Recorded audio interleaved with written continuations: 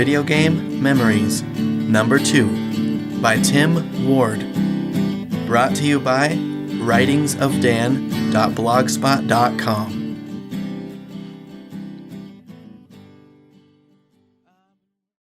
Hey everybody, this is Tim Ward. Good job stopping by the Writings of Dan the Art Man. Dan is a really cool guy and writes some pretty fun short stories, and I've really enjoyed getting to know him over the past year. He's been on my podcast a couple of times. I really appreciate that, so I wanted to come and join his blog for this guest post about Videogame Memories. A couple of games that really struck me as memorable in creating my love for adventure were Super Metroid and Final Fantasy III on the Super Nintendo. I guess, first of all, the reason why I got a Super Nintendo is my dad bribed me into 2 years of Cub Scouts, and so not everybody can say that they struck a deal with their parents to get a Super Nintendo. And so anyway, Super Metroid, I felt, was unique in that it challenged my mind at that young age. The maps I remember in that game were so hard. I remember getting lost and going to one end only to realize I needed to go to the complete opposite end of the world. And so, but I enjoyed it. It was fun how my character could run really fast or turn into a little ball and roll underneath the wall to get to a secret place that you couldn't see until you actually went underneath it. And just the different kinds of missiles you got to shoot. So that was a really cool game. But really, my favorite game was Final Fantasy III.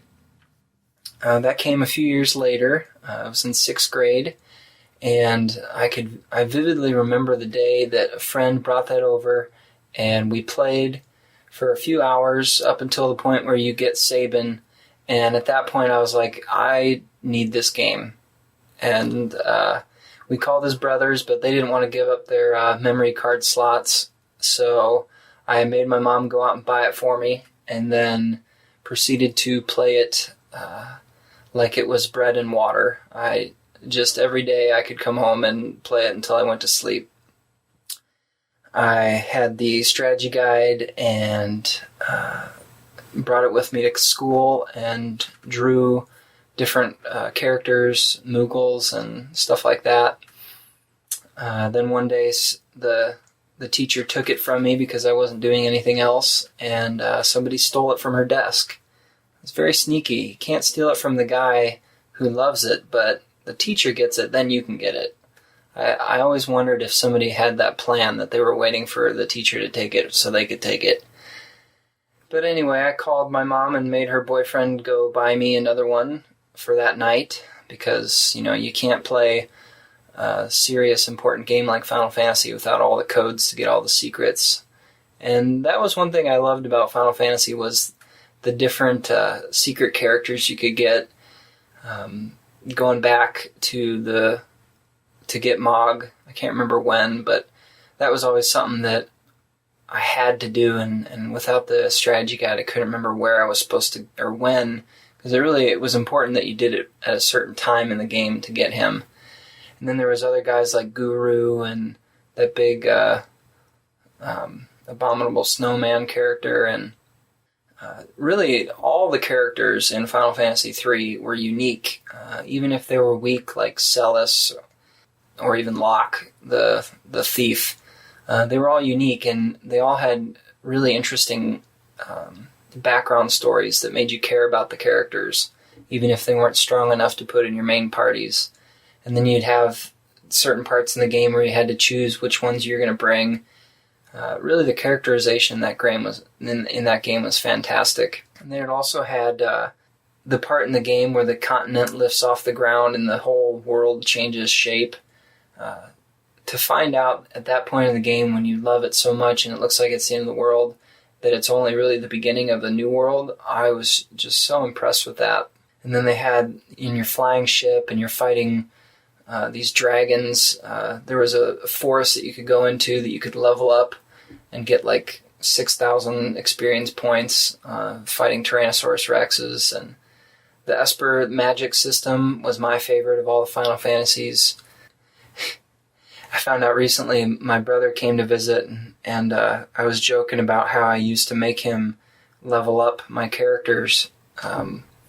And he said that I used to tell him, all right, I'm going skateboarding, level up my guys, I'll be back in an hour. And he just loved it. He was so excited. And there were some times when he would ask if he could level up my guys, and I'd be like, no, I want to play. And, you know, it's interesting, that really developed my brother's personality, so that at this point he's just a very helpful person, and he doesn't ask for anything in return. He just enjoys the act of helping. And so I wonder how much Final Fantasy had to do with that. But anyway, as writers, I think Final Fantasy III has a lot to learn from.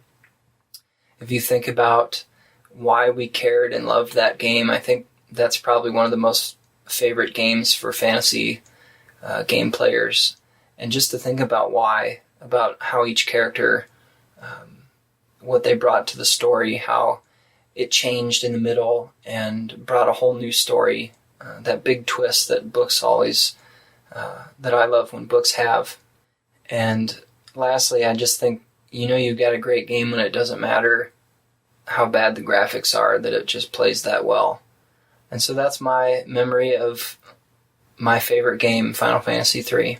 Thanks for having me on, Dan. And also, I wrote a blog post about Final Fantasy III and leveling up characters that brings that appeal also to fiction, and how that relates to Nathan Lowell's book Quarter Share. So if you'd forgive the the self-promotion, I'm interested in that, and I'm curious to see what you guys think in other books that also bring that level up appeal to their story. Anyway, thanks again, Dan. Enjoy, everybody. Tim Ward is a science fiction, fantasy, and horror writer from Des Moines, Iowa. His current project is to edit his science fiction novel, The General's Shadow, about a bounty hunter trying to stop a nanobiologist from turning his people into a mutant army. Tim is always looking for people to interview on his 2 podcasts, Audio Tim and Holy Worlds podcast. He has a few short stories submitted for publication and hopes to see them in print soon.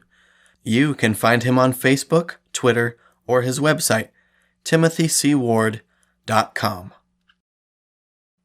Thank you for listening, and you will hear a new guest blog post from someone else on their video game memories every Tuesday and Friday.